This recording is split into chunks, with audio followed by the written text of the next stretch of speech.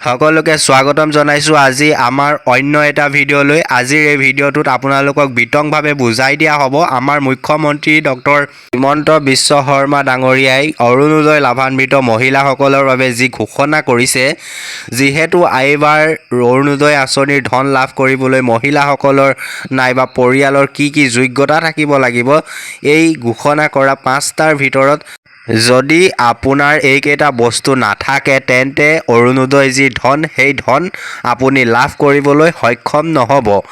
আকৌ এবাৰ ঘৰে ঘৰে গৈ বাছনি কৰাৰ কথা কোৱা হৈছে।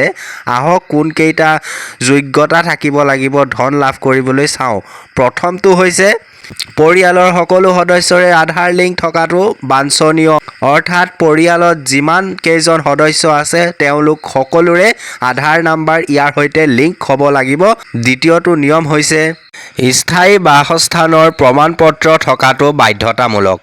ইয়াৰ অৰ্থ হৈছে অৰুণোদয় যোগ্য হ'বলৈ আপুনি যোন ঠাইত বসবাস কৰে তাৰ স্থায়ী বাসিন্দা হ'ব লাগিব। বেলেগ ঠাইৰ পৰা আহি বেলেগ ঠাইত অৰুণোদয় আঁচনিৰ লাভ ল'ব নোৱাৰিব।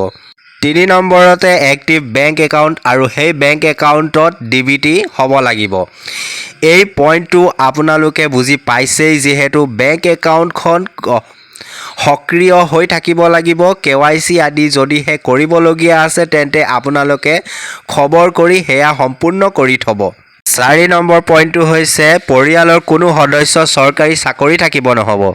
5 নম্বৰ অৰ্থাৎ শেষৰটো চৰ্ত বা নিয়ম হৈছে সকলো ধৰণৰ নথি পত্ৰসমূহ যথাযথ আৰু আপডেটেড হোৱা অতিকৈ বাধ্যতামূলক। বুজিব পাৰিছেই, যিহেতু আপোনালোকে অৰুণোদয়ৰ বাবে যিসমূহ ডকুমেণ্ট ছাবমিট কৰিবলগীয়া হৈছে সেইসমূহৰ সকলোতে শুদ্ধতা থাকিব লাগিব।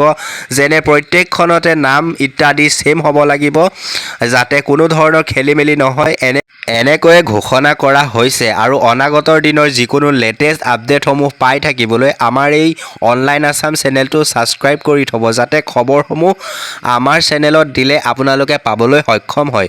ধন্যবাদ।